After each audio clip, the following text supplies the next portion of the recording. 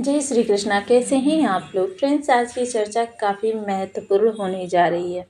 आज हम चर्चा ऐसे ग्रहों के बारे में करने जा रहे हैं जो हमारे जीवन में सफलता का कारक ग्रह होता है।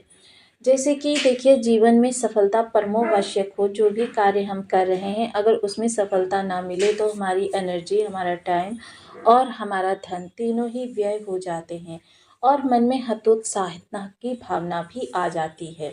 तो देखिए, ये इन सब चीज़ों के कारक होते हैं सूर्यदेव महाराज। सूर्यदेव महाराज इस समय पर अपना राशि परिवर्तन कर रहे हैं और सूर्य का यह राशि परिवर्तन काफ़ी महत्वपूर्ण रहने वाला है, बहुत ही विशेष रहने वाला है।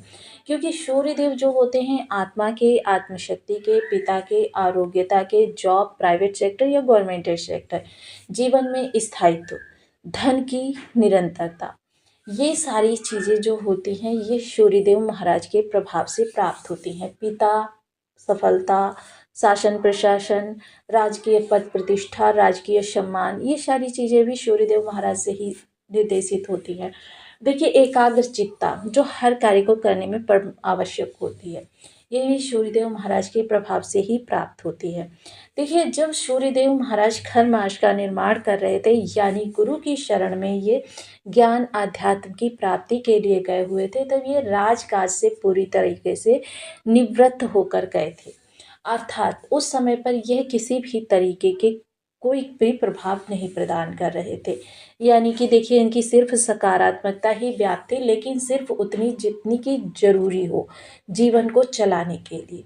तो इस समय जब ये आपका, क्योंकि पिछले समय में गुरु की राशि में होने के कारण खुद को ये रिचार्ज कर रहे थे। अब रिचार्ज करने के बाद जब ये नई किरण, नई आभा, नए उत्साह के साथ अपना राशि परिवर्तन करेंगे, तो राशि परिवर्तन करके यह आपके सप्तम स्थान पर आ जाएंगे।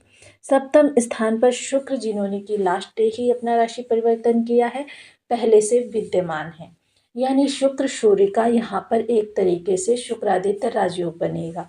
अब देखिए, संशय आपके मन में आ सकता है कि शुक्र और सूर्य क्या जरूरी है यहाँ पर शुक्रादित्य का ही प्रभाव दें?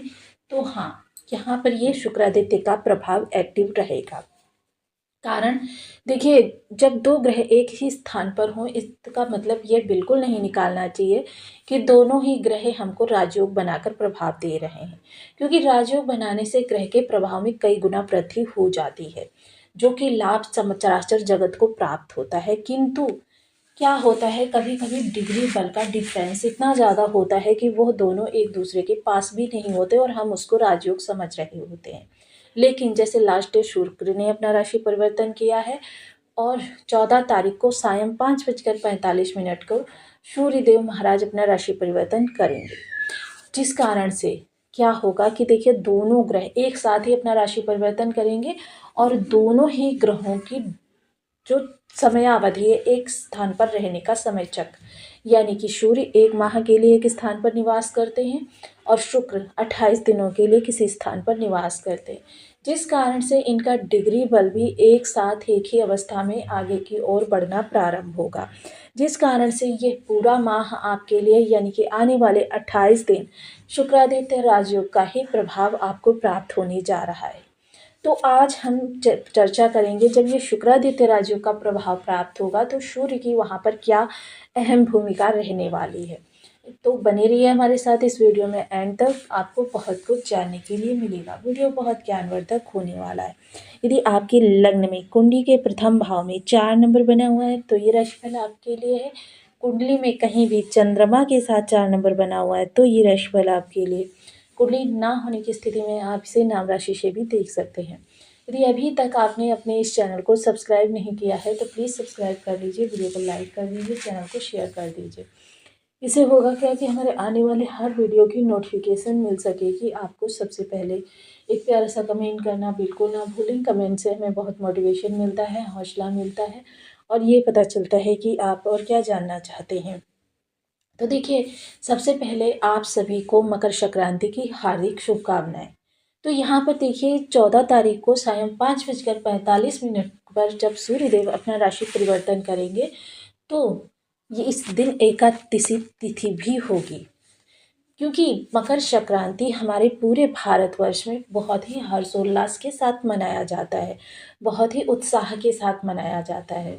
इस दिन दान, जप, तप, व्रत का विधान है। तो इस दिन देखिए किसी तीर्थ पर, पवित्र तीर्थ पर स्नान का भी बहुत ज़्यादा महत्व है, क्योंकि इस दिन भगवान सूर्य के अ, मकर राशि में आने पर हम इसको बहुत ही उत्साह के साथ मनाते हैं। साथ ही साथ देखिए, लेकिन 14 तारीख को एकादशी तिथि भी है, जिस कारण से यह त्योहार हम एकादशी तिथि यानी 14 तारीख को ना मनाकर द्वादशी तिथि 15 जनवरी को मनाएंगे। चलिए चर्चा को आरंभ करते हैं। तो सूर्य जब यहाँ पर आएंगे तो थोड़ा सा आपके दाम्पत्य जीवन में, देखिए दाम्पत्य जीवन में दोनों ही स्थितियां बनी रहेंगी, यानी कि खट्टा मीठा इसका प्रभाव रहने वाला है।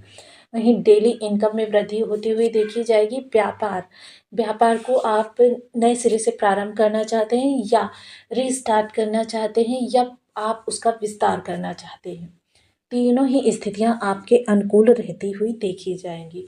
इस समय आप सेल्फ केंद्रित पर्सन रहने वाले हैं, यानी सेल्फ सेंटर्ड।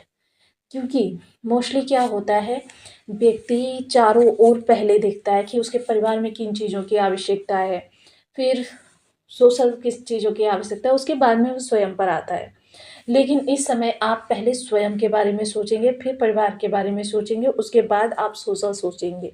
क्योंकि सूर्य के यहाँ पर होने पर जिस तरीके से सूर्य केंद्र में है, उसी तरीके से केंद्र का आधार बिंदु इस समय आप बनेंगे, यानी कि सबसे पहले स्वयं के बारे में सोचेंगे।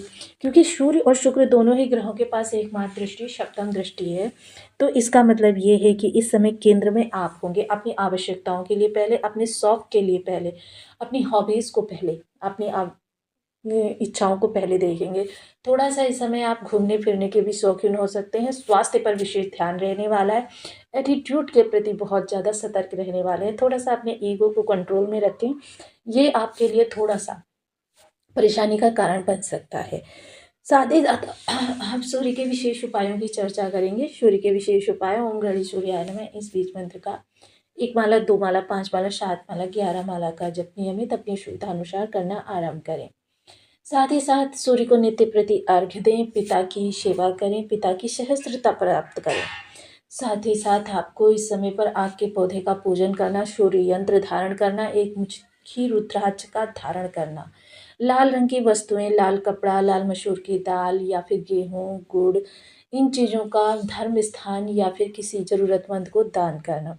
तांबे के बर्तनों का या तांबे से बनी किन्हीं चीज़ों का भी आप दान कर सकते हैं।